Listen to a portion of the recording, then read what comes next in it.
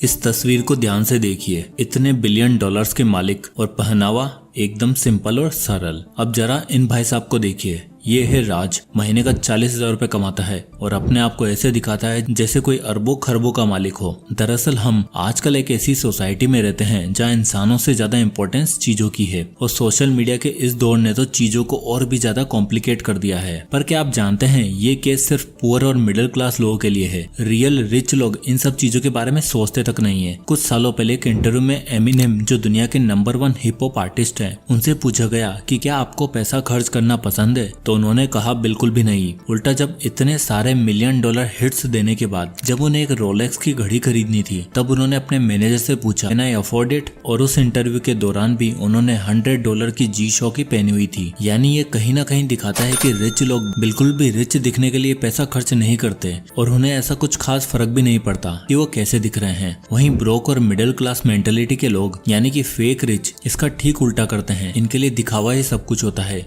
भले ही बैंक में फूटी कोड़ी ना हो। अब जरा समझो कि अक्सर रिच लोग नॉर्मल क्यों रहते हैं। दरअसल आप जितने मॉडेस्ट और लो प्रोफाइल रहते हो आपका बैंक अकाउंट उतना ही ज्यादा इंक्रीज होता है। और इस बात को प्रूव करने के लिए मेरे पास 1 या 2 नहीं बल्कि पूरे 8 कारण हैं, जिसमें सबसे पहला आता है reason number 1, perception of money, यानी पैसे को देखने का नजरिया। मोस्टली पुअर लोगों की नजरों में पैसों का मतलब है अपने बिल्स पे करना, सामान खरीदना और 2 वक्त की रोटी निकाल लेना। वहीं मिडिल क्लास लोगों का पैसों का देखने का नजरिया कुछ अलग है। मिडिल क्लास लोग सोचते हैं कि पैसों का यूज किया जाए अपने कंफर्ट के लिए, और अपने इसी कंफर्ट के चक्कर में वो ऐसी चीजें खरीद लेते हैं जो उन्हें लगता है एसेट है, पर असल में वो है लायबिलिटी। लायबिलिटीज जैसे credit card loan, home loan, car loan, personal loan. लेकिन अमीर लोग यानी द रियल रिच इस मामले में कुछ अलग तरह से सोचते हैं। वो पैसों को एक टूल की तरह समझते हैं जिससे वो स्टॉक्स, रियल एस्टेट, प्रॉपर्टीज या गोल्ड खरीद सके, जो उनकी हर एक लायबिलिटी को ऑन टाइम पे ऑफ भी कर देगा और उन्हें लॉन्ग टर्म रिटर्न भी देगा। तभी दुनिया के सबसे अमीर इंसान होने के बावजूद इलोन मस्क एक दिन ट्वीट कर कहते हैं कि वो एक $45,000 के हाउस में रहते हैं। मार्क जकरबर्ग को आप जब भी देखोगे वो एक सिंपल सी प्लेन टी शर्ट में दिखेंगे। यहाँ तक कि हमारे जोहो के मालिक श्रीधर जी भी, जो $3.75 बिलियन की नेटवर्थ रखते हैं, वो आज तक साइकिल से ऑफिस जाते हैं और एक शर्ट और धोती पहनना पसंद करते हैं। So the point is, wealthy लोगों को हमेशा रिच दिखने की जरूरत नहीं होती। उन्हें पता होता है कि उनकी टॉप प्रायोरिटीज क्या है और उन्हें लोग किस लिए देखना पसंद करते हैं। उनका काम, उनके ब्रिलियंट माइंड और उनके बिजनेस की वैल्यू इतनी बड़ी है कि लोग उन्हें जज कर ही नहीं सकते। ठीक इसी तरह अगर आप भी इन्वेस्टिंग करते हो, फाइनेंशियल प्लानिंग कर रहे हो, इमरजेंसी फंड बना रहे हो, तो आपको किसी को कुछ प्रूव करने की जरूरत नहीं है। अपने मन के हिसाब से काम करो और पैसा सही जगह लगाओ। Reason number 2, it's very expensive to look rich. अक्सर हम दूसरों की देखा देखी काम करते हैं और इसी चक्कर में ऐसी चीजें उठाकर ले आते हैं जिसे एडजस्ट करने में और उसके हिसाब से एडजस्ट होने में हमें और भी ज्यादा खर्चा करना पड़ता है। इसे डिट्रियोट इफेक्ट कहा जाता है, जिसे फ्रेंच फिलोसोफर डेनिस डिट्रियोट ने डिस्कवर किया। दरअसल 1769 में किसी ने उन्हें सुंदर सा रेड गाउन गिफ्ट किया जो काफी एक्सपेंसिव था। तो हुआ ये कि जब उन्होंने उस गाउन को और अपने घर को देखा तो पाया कि दोनों में जमीन आसमान का अंतर है। इसलिए उनको अपनी चेयर्स, अपनी टेबल, अपना कप बोर्ड, यहाँ तक कि अपना वार्डरोब भी पूरा का पूरा चेंज करना पड़ा, जिसमें उनके गाउन के हिसाब से सारे कपड़े पड़े होते। और इस पूरे प्रोसेस ने उन्हें बड़े कर्जे में डाल दिया। ठीक इसी तरह अर्जुन ने भी 5-6 साल नौकरी करने के बाद पैसा सेव किया और 80,000 महीना सैलरी तो थी, और फिर उसने सोचा कि उसे अपनी ड्रीम कार लेनी चाहिए और उसे पसंद आई Tata Safari Pure Plus 22 lakh की गाड़ी। अब अर्जुन ने सोचा 2 लाख की डाउन पेमेंट करके 20 लाख की EMI बनवा लेते हैं और चमचमाती गाड़ी लेकर निकलते हैं। तो अगर इस EMI कैलकुलेटर में देखोगे तो अर्जुन ने 20 लाख का लोन लिया है 8.5% के इंटरेस्ट रेट पर और 5 सालों के लिए लोन बनवाया, तो उसे हर महीने 41,000 की EMI देनी पड़ेगी। और उसके बाद वो लेकर निकला अपनी ब्रांड न्यू गाड़ी। पर गाड़ी लेकर निकलने के बाद अर्जुन को समझ आया कि इसके साथ अर्जुन को हर साल इंश्योरेंस का पैसा भी देना पड़ रहा है। गाड़ी महंगी है तो सर्विस भी महंगी है। कार वो जहाँ बाकी व्हीकल्स पे 500 लगते थे वहीं इनके 1000 रुपए लगते हैं। Road tax, fast tag, maintenance cost और टायर मिलाकर अर्जुन को सिर्फ गाड़ी पर 55,000 तक का खर्चा आ जाता है। पर भाई साहब ने डिट्रियोट इफेक्ट पढ़ लिया होता तो महंगा सौदा ना करना पड़ता और सिर्फ रिच दिखने के लिए अपनी 70% सैलरी सिर्फ गाड़ी को ना देता। तो देखा आपने रिच दिखना कितना महंगा है। 1769 में भी था और आज भी है। और इसी महंगाई से सबसे ज्यादा कोई चीज इम्पैक्ट होती है तो वो है हमारी मेंटल हेल्थ। इसलिए आता है reason number 3, saves your mental health. देखो अगर आप दूसरों से कम्पीट करने की होड़ में रहोगे तो हमेशा अपनी मेंटल हेल्थ की वाट लगा बैठोगे। और हम मिडिल क्लास लोग और फेक रिच के अंदर ये खासियत कूट कूट के भरी होती है। तभी तो वर्मा जी ने डिसाइड किया जिस तरह कुकरेजा साहब ने अपनी बेटी की शादी करी है हम भी उसी तरह करवाएंगे। और कुकरेजा साहब ठहरे खानदानी अमीर, लेकिन वर्मा जी ने जब बजट सुना तो उन्हें शौक सा लगा। एक ग्रैंड वेडिंग करवाने का खर्चा टोटल बताया गया 75 से 80 लाख रुपए। अब वर्मा जी के पास इतना पैसा तो था नहीं, इसलिए उन्होंने सहारा लिया बैंक्स का और चल पड़े लोन लेने। अब यहाँ देख ही सकते हो कि बैंक्स आपको मैक्सिमम 40 लाख तक का पर्सनल लोन ऑफर कर सकता है और वर्मा जी की क्रेडिट एलिजिबिलिटी के हिसाब से उन्हें सिर्फ 20 लाख तक का ही पर्सनल लोन मिला। उनकी पुरानी पुश्तैनी जमीन जिसे बेचकर हाल ही में उन्हें 25 लाख रुपए मिले और बाकी के 30 लाख उन्हें मोटे ब्याज पर उठाने पड़े और बेटी की शादी कर दी। और अब हुआ ये कि वर्मा जी को सबसे पहले वो बैंक लोन चुकाना था जो कि 20 लाख रुपए का था, जिस पर उन्हें 11% के हिसाब से इंटरेस्ट पे करना पड़ रहा था। और जो उन्होंने दूसरा लोन लिया था उस पर उन्हें 20 से 22% तक ब्याज देना पड़ रहा था। हर महीने मान के चलो वर्मा जी के 60-70 हजार तो सिर्फ लोन की EMI में जा रहे थे, जो अगले 15-20 सालों में भी पे ऑफ नहीं होने वाले थे। अब जरा सोच के देखो, अगर उन्होंने 25 लाख के अंदर शादी कर दी होती और एक नॉर्मल वेडिंग करवाई होती और हर महीने जो EMI वो पे कर रहे हैं उसका आधा यानी 20-30 हजार भी वो इन्वेस्ट करते, तो आप देख ही सकते हो at the end of 15 year उनके पास कितना पैसा होता।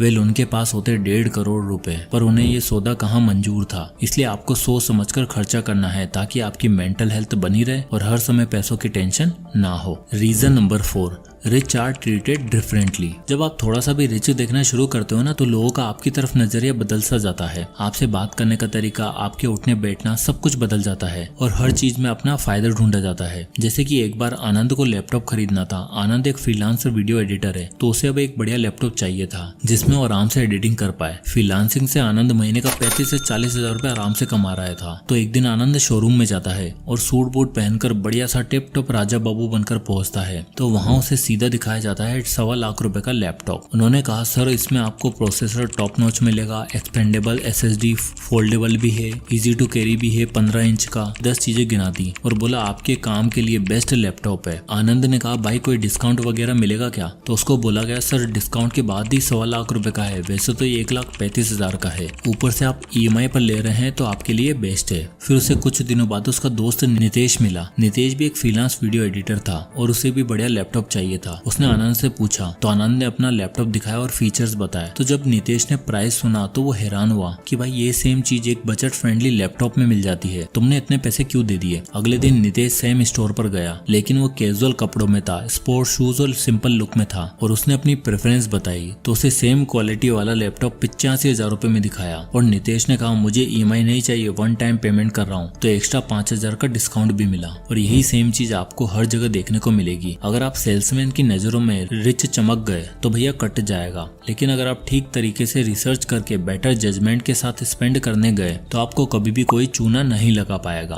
और इसके पीछे का एक बड़ा रीजन है, वो ये है reason number 5, it invites the wrong people. तो जब भी आप थोड़ा रिच दिखने लगते हो या अपने आप को शो ऑफ करते हो तो आपको 3 तरह के लोग दिखने को मिलते हैं। पहले आते हैं डू इट लाइक मी वाले लोग। इसमें मैं आपको अपना पर्सनल एग्जांपल बताता हूँ। तो रिसेंटली मेरे फ्रेंड का एक फ्रेंड कनाडा से आया था हॉलीडे पे, तो वहाँ पढ़ाई लिखाई खत्म करके वो अच्छी खासी नौकरी कर रहा था।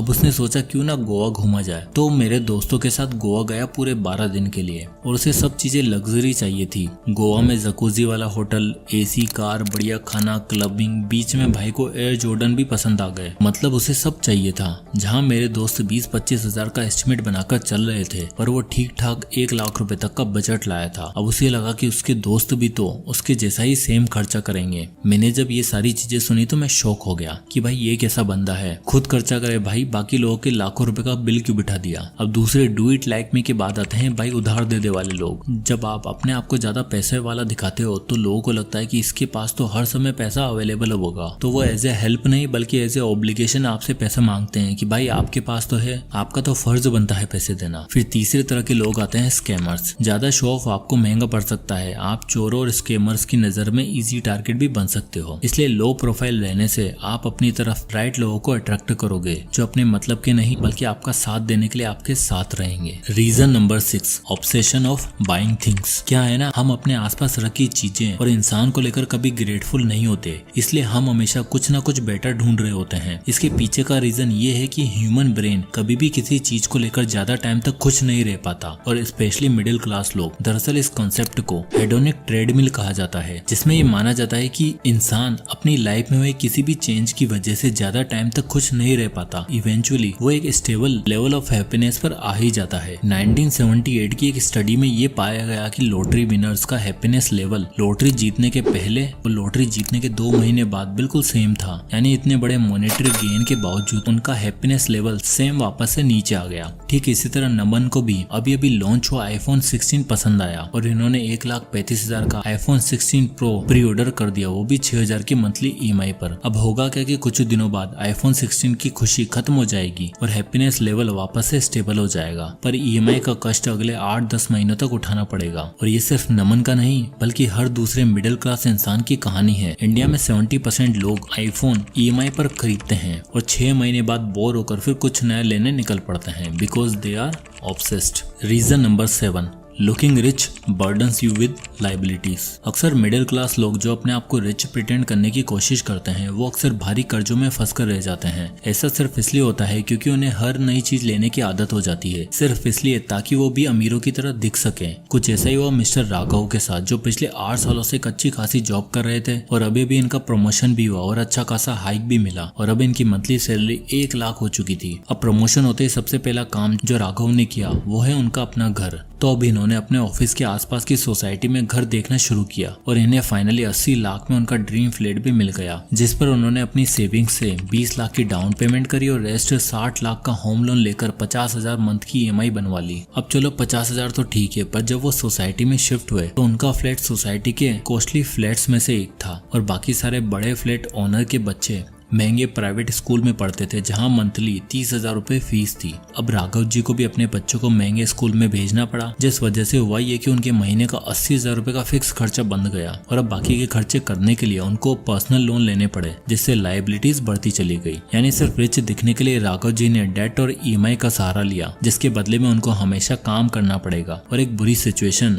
उनसे उनका सब कुछ छीन लेगी। इसलिए don't attach liabilities. Reason number 8, the goal is to retire rich not look rich. देखो, नकली अमीर बनने से होता ये है कि अक्सर आपकी लाइफस्टाइल कॉस्टली हो जाती है और आप अपने पैसों की अपॉर्चुनिटी कॉस्ट भी खो देते हो, जैसे कि मैंने पहले भी बताया। और रिटायरमेंट तक आते आते आपके पास कोई सेविंग्स, कोई इन्वेस्टमेंट, यहाँ तक कि एक एसेट भी नहीं बचता। जबकि हमें रिटायरमेंट के लिए द 4% रूल फॉलो करना होता है, जो ये बताता है कि आपको रिटायरमेंट के समय कितना बड़ा पूल ऑफ फंड चाहिए, जिसमें से अगर आप हर महीने 4% भी विड्रॉ करो तो भी आपका पैसा कभी खत्म ना हो और आप नॉर्मल लाइफस्टाइल जी सको। और ये रिटायरमेंट फंड बनाने के लिए एक सिंपल सी कैलकुलेशन करनी होती है। तो मान के चलो अब इस समय आपकी मंथली 30,000 रुपए फिक्स्ड खर्चा है, तो आपका एनुअल एक्सपेंसेस होगा 3,60,000 रुपए। अब इसको अगर आप 4% से डिवाइड करोगे तो आंसर होगा 90 लाख रुपए। यानी आपकी रिटायरमेंट तक आपके पास 90 लाख या 1 करोड़ होने चाहिए, जिसके लिए अगर आप हर महीने 20,000 रुपए इंडेक्स फंड में इन्वेस्ट करते हो तो अगले 15 सालों में आपको 12% के हिसाब से